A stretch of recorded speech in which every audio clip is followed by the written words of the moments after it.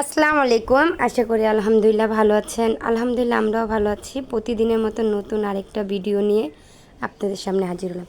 তো এখানে গরুর মাংস মানে বড় পাতিলায় গরুর মাংস রান্না করতেছি। এখানে 3 কেজির মতন বা 3 কেজির বেশি হইতে পারে, আমি বলতে পারি না, এখানে মেপে রাখি নাই।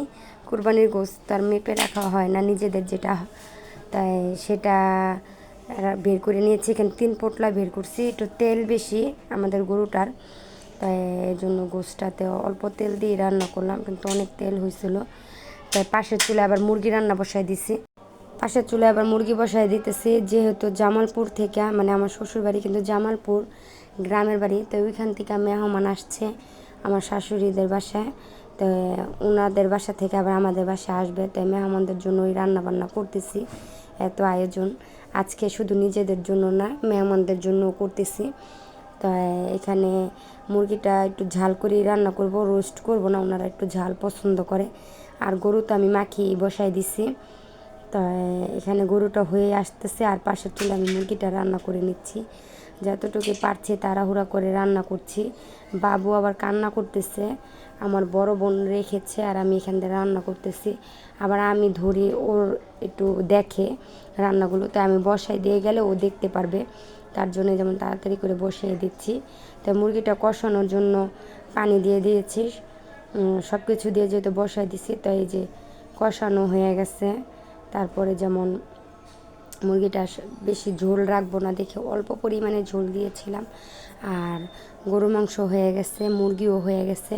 তো শেষে জিরা ফাঁকি দিয়ে এখন মানে ঢেকে রাখলাম, আর একটু বলকা নিয়ে তারপরে নামিয়ে ফেলেছি। আর ভাত রান্না করেছি, সাথে কিন্তু পোলাও রান্না করব।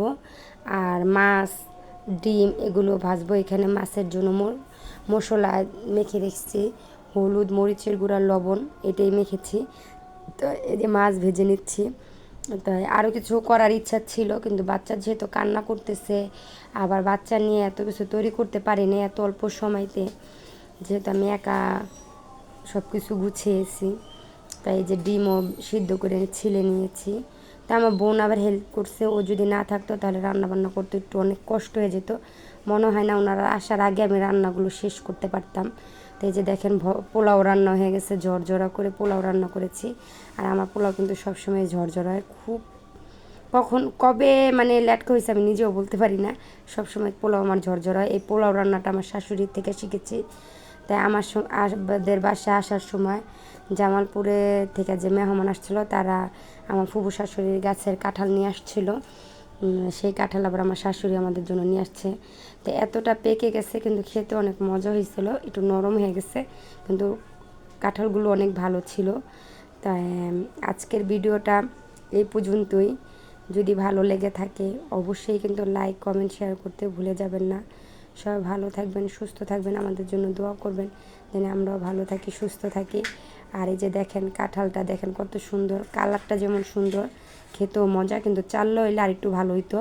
কাঁঠালটা চাললেই কিন্তু বেশি পেকে গেছে দেখে, এই জন্য এরকম নরম হয়েছে, না হলে কিন্তু এটা চাল